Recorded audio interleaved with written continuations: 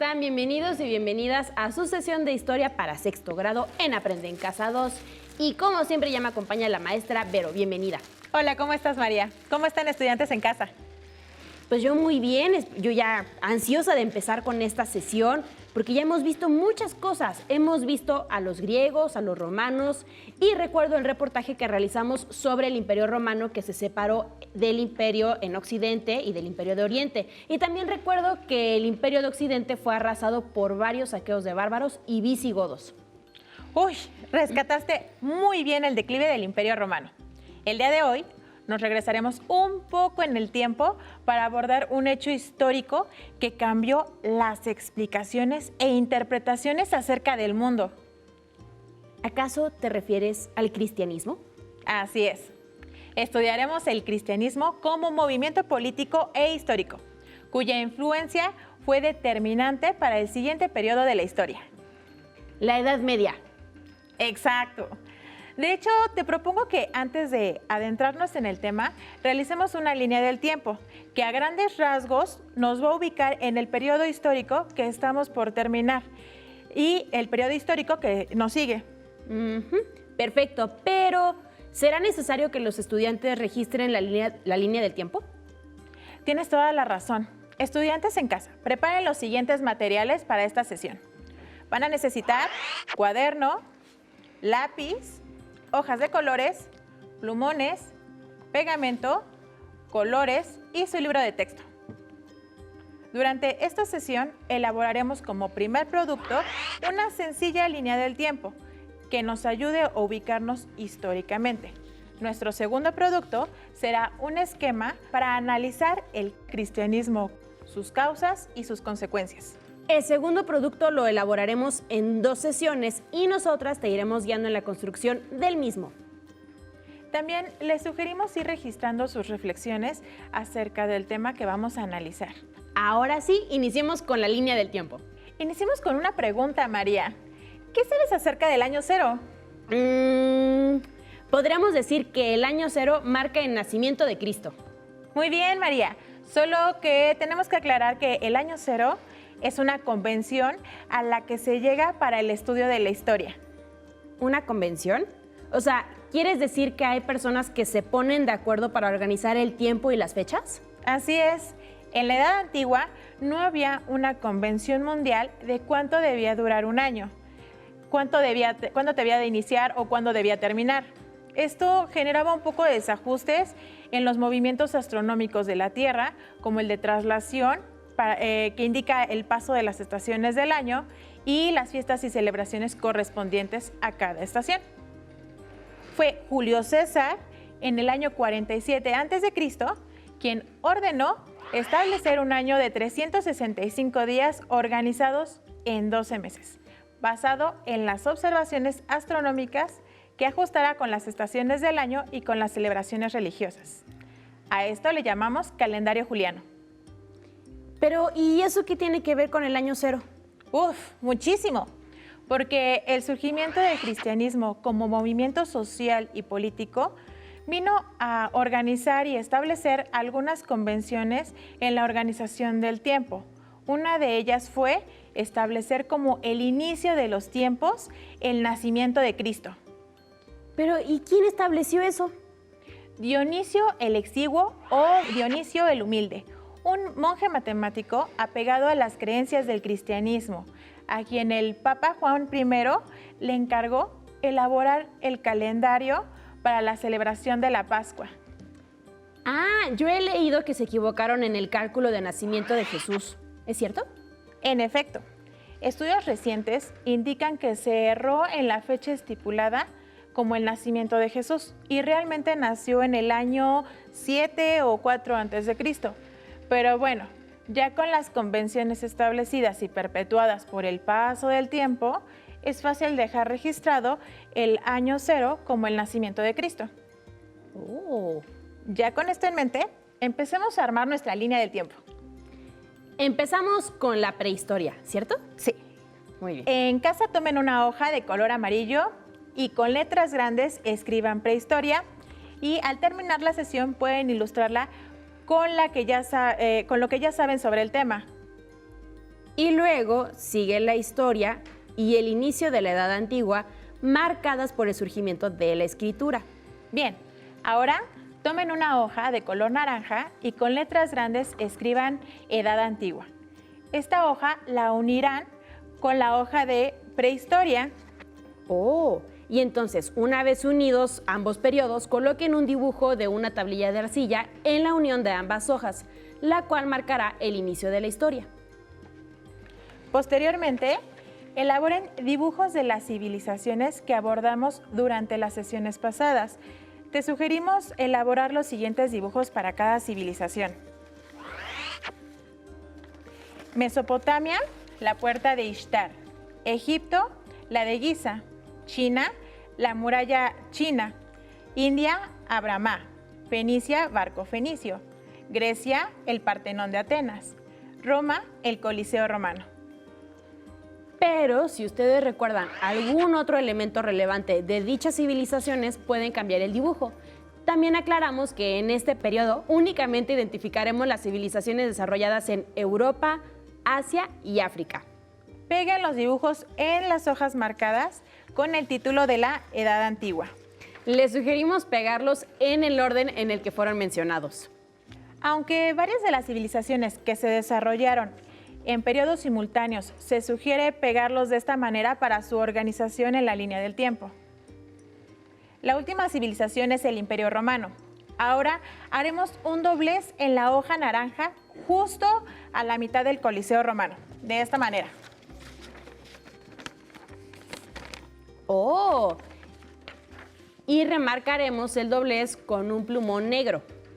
Este doblez indicará el año cero, es decir, el nacimiento de Jesucristo. Por lo que dibujen una cruz para identificar dicho hecho histórico. Ahora tomemos la hoja azul y escribamos con letras grandes Edad Media, el cual será el siguiente periodo histórico a estudiar tras la caída del Imperio Romano de Occidente. Y unan esta hoja con pegamento marcada con el periodo de la Edad Media a la hoja marcada con la Edad Antigua. Una vez unidos ambos periodos, pegaremos un dibujo de la caída del Imperio Romano de Occidente con el fin de marcar el fin de la Edad Antigua y el inicio de la Edad Media. Nuestra línea del tiempo quedará hasta aquí. Entonces, guarda bien tu línea del tiempo, pues la completaremos en futuras clases. Como vemos en el pizarrón, la historia está dividida en más periodos de tiempo para su estudio. Retomando el tema del cristianismo, como podemos notar, en nuestra línea del tiempo, el cristianismo tomó una gran relevancia en el occidente, que incluso el estudio del tiempo histórico se ve claramente delimitado por estos hechos. Marquemos en la línea del tiempo los años que comprenden cada periodo. La prehistoria, 5 millones antes de Cristo aproximadamente, al 4000 antes de Cristo. Edad Antigua, 4000 antes de Cristo aproximadamente al año cero. Nacimiento de Jesucristo, año cero. Edad Antigua, 1 después de Cristo al 476 después de Cristo. Edad Media, 476 después de Cristo al 1453 después de Cristo. La línea del tiempo que acabamos de realizar está estructurada a partir de una visión eurocentrista de la historia, es decir, desde una mirada europea, lo cual muestra hechos históricos relevantes para los territorios ubicados cerca del mar Mediterráneo. Y ahora que ya hemos terminado con la línea del tiempo, iniciaremos el análisis de nuestro tema del día de hoy, el cristianismo. Es correcto. Para iniciar, debemos entender qué es una religión y qué es un movimiento social. En casa presten mucha atención a lo que se mencione y vayan construyendo su esquema junto con nosotras. Para iniciar, empleen su cuaderno en forma horizontal y doblen su hoja a la mitad.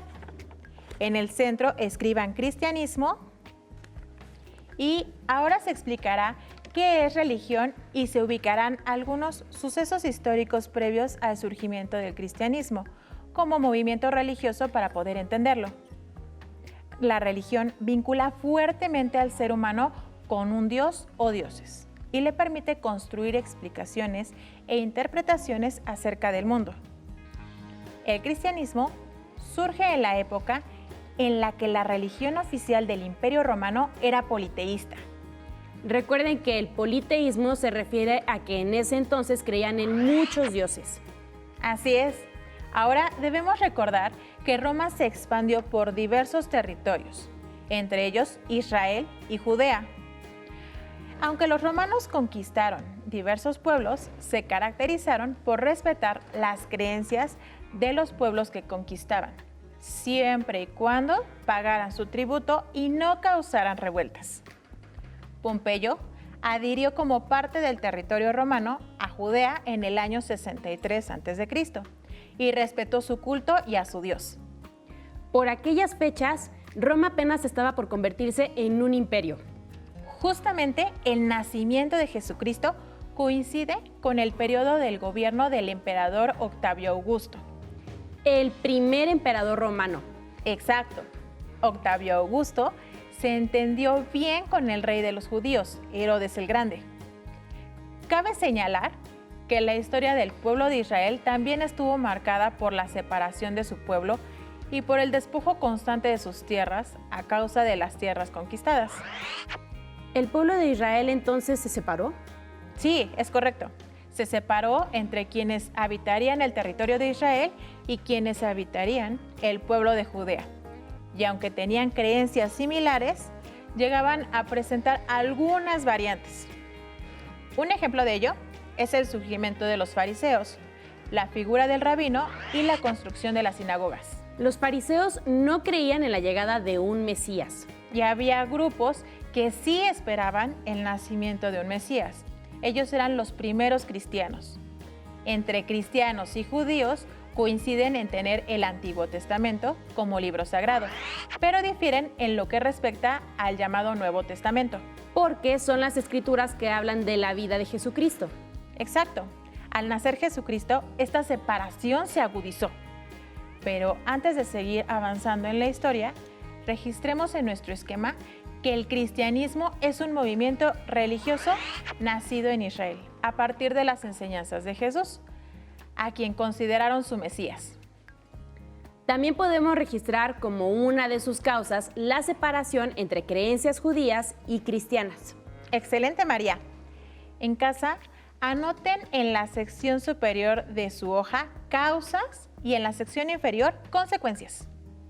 Ahora, en la sección de causas, anoten separación de creencias religiosas entre judíos y primeros cristianos. Los judíos no esperaban a un Mesías y los primeros cristianos sí. Esto traerá como consecuencia la crucifixión de Jesús por presión de los fariseos. ¿Cómo que por presión política? Los fariseos no estaban de acuerdo con que Jesús fuese considerado el Mesías, además de que tampoco concordaban con su discurso y sus enseñanzas.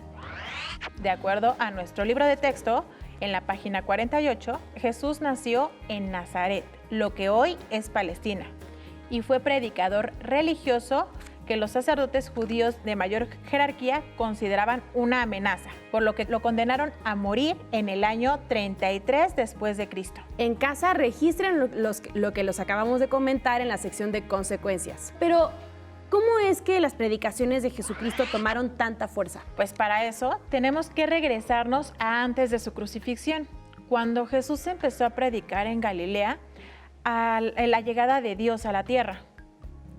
Entonces, ¿Jesús creía en un solo Dios? Sí, recordemos que venían de tradiciones judías y este pueblo es monoteísta, es decir, que solo creen en un solo Dios, a diferencia de los romanos, los griegos, los mesopotámicos, que creían en muchos dioses. Predicando la existencia de un solo Dios, Jesús comenzó a reunir varias personas que escuchaban sus mensajes y sus ideas. Entre ellos estaban los apóstoles. Así fue transformando su movimiento religioso.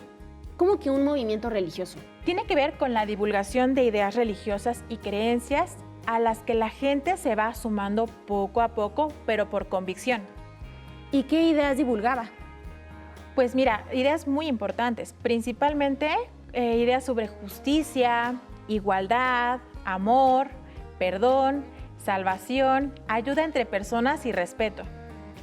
Hay que tener en cuenta que su discurso adquiere poder puesto que fue difundido en un momento histórico en el que numerosos pueblos estaban sometidos por los romanos, a quienes tenían que pagar tributos o impuestos. A esto le podemos sumar la organización social de Roma, donde no todos eran considerados como ciudadanos, solo unos cuantos, principalmente los adinerados. Exacto. El discurso de Jesús fue cobrando importancia entre los sectores de la población menos favorecidos por la organización política y social de Roma. Mujeres, esclavos y pobres. Así fue en un inicio, hasta que cobró tanta importancia que las clases gobernantes terminaron por adoptar la religión cristiana, pero ese tema lo abordaremos en la siguiente sesión. Me gustaría hacer hincapié en uno de los aspectos del discurso de Jesús, la igualdad. Este mensaje que decía que entre habitantes debía haber igualdad, así como entre hombres y mujeres, es lo que generó disputas con los fariseos o sacerdotes judíos y posteriormente le generaría persecuciones a sus seguidores por parte de los romanos. Pero yo recuerdo que en clases anteriores mencionaste que la organización en clases sociales de las primeras civilizaciones es el origen de las desigualdades sociales, ¿cierto? Justamente. Y de eso se dio cuenta Jesús, llevando este mensaje de igualdad a diferentes lugares, lo que le hizo ganar seguidores. Aunque posteriormente este mensaje se perdería, pero eso también lo veremos la siguiente clase. Por ahora, anoten en su esquema de manera breve lo que acabamos de mencionar. María, ¿me apoyas? Por supuesto. Como una de las causas podemos anotar el mensaje que predicaba y como consecuencia el incremento de sus seguidores debido a las condiciones sociales y políticas de la época. Excelente, María. Por el momento dejaremos nuestro esquema de causas y consecuencias del cristianismo hasta aquí, pero recuerden que la siguiente clase lo terminaremos. Y antes de concluir la clase podemos mostrar un mapa para que los estudiantes ubiquen geográficamente Judea, lugar donde surge el movimiento cristiano. Claro, excelente. Finalmente, a modo de cierre, veamos el siguiente video que nos permite resumir lo comentado en la clase. Los romanos eran politeístas, lo que significa que creían que sus vidas y el mundo eran regidos por varios dioses a los que rendían culto. Entre estos dioses estaba Zeus, el soberano de todos los dioses; Afrodita, diosa de la belleza y el amor; Poseidón, dios del mar y los terremotos; Diana, diosa de la caza; y Minerva, diosa de la sabiduría. Los romanos toleraban y respetaban las creencias y prácticas religiosas de los pueblos que formaban parte de su imperio. Sin embargo, hubo una notable excepción. Durante el siglo I después de Cristo, una nueva religión comenzó a difundirse desde la lejana provincia de Palestina, el cristianismo. En sus comienzos, los cristianos fueron vistos con desconfianza por los romanos y fueron objeto del rechazo y el hostigamiento públicos. Los emperadores Trajano y Marco Aurelio, por ejemplo, pensaban que el cristianismo era una amenaza para la estabilidad y la unidad del imperio. Por ello, a los cristianos se les persiguió. Se les llegó a culpar de desgracias, tales como el incendio que arrasó con Roma en el año 64. Y hasta se quemaron sus textos sagrados y su culto fue prohibido por órdenes del emperador Diocleciano. Así pues, este rechazo tuvo su fundamento en razones de Estado. Entre estas razones se encontraban el que los cristianos adoraran a un solo Dios y que por lo tanto rechazaran a los dioses romanos y se negaran a reconocer el carácter divino de los emperadores, así como que rechazaran la riqueza y predicaran el amor al prójimo, la igualdad entre los hombres, la existencia de un reino de paz y justicia y la vida eterna para los justos. En un inicio, solo los grupos más pobres se convirtieron al cristianismo. Pero con el paso del tiempo, esta doctrina tomó fuerza y se expandió hasta que a principios del siglo IV, el emperador Constantino se hizo cristiano y convirtió al cristianismo en la religión oficial del imperio. En casa, no olviden concluir su línea del tiempo y tener listo su esquema de causas y consecuencias para la siguiente clase. Vero, como siempre, muchas gracias por esta sesión. No, gracias a ti y a los estudiantes en casa. Hemos terminado con el cristianismo como movimiento social y político y espero que les haya gustado tanto como a Vero y a mí. Hasta la próxima.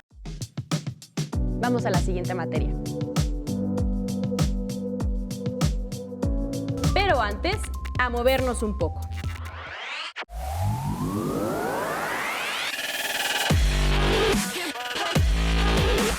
Recuerda, entre clase y clase, activa tu cuerpo. En esta ocasión vamos a trabajar el tríceps. Nos vamos a parar derechos. ¿Sí? Vamos a elevar los brazos, nos vamos a llevar las manos atrás de la nuca y vamos a hacer una extensión, como si quisiéramos alcanzar el cielo. Venga, 1, eso, perfecto. Con fuerza, que se vea. Bien, Yair, muy bien, perfecto, exacto, así es. Ok, perfecto. Ahora vamos a hacer la demostración. Flexión, extendo, con fuerza. Bien, Yair, muy bien. Con fuerza, uno más. Bien, muy bien. Claro que sí. Bien, descansamos, Yair. Bajamos los brazos, respiramos, respira profundo.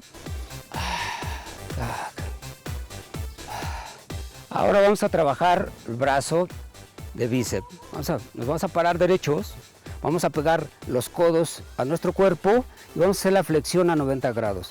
Bajamos, flexionamos, exacto, muy bien, Yair, así exacto. Con fuerza, que se vea bien, 90 grados, perfectamente bien realizado. Una vez más, bien, flexionamos a 90 grados, bajamos, flexión, extensión, flexión, extensión. Muy bien, Yair, exacto.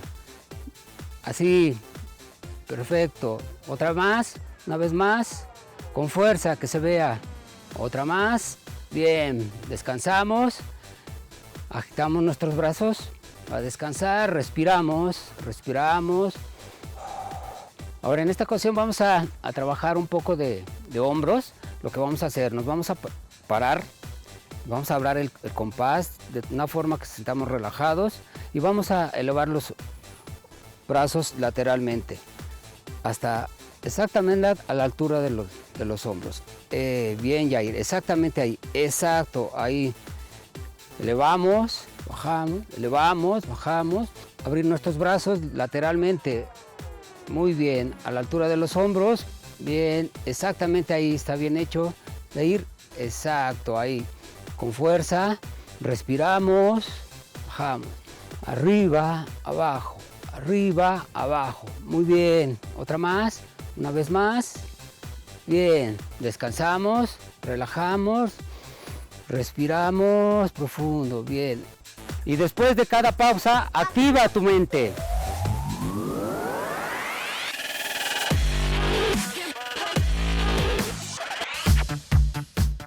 Si no tienes el libro de texto o necesitas ayuda para responder las preguntas, contáctanos.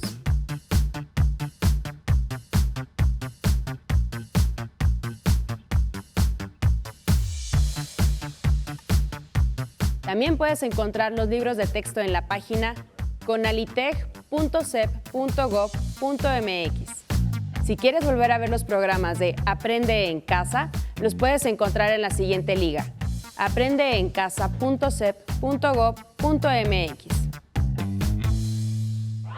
Para solicitar apoyo pedagógico, comunícate con maestras y maestros de lunes a viernes de 8 a 20 horas al teléfono 55 41 72 04 13 con 100 líneas.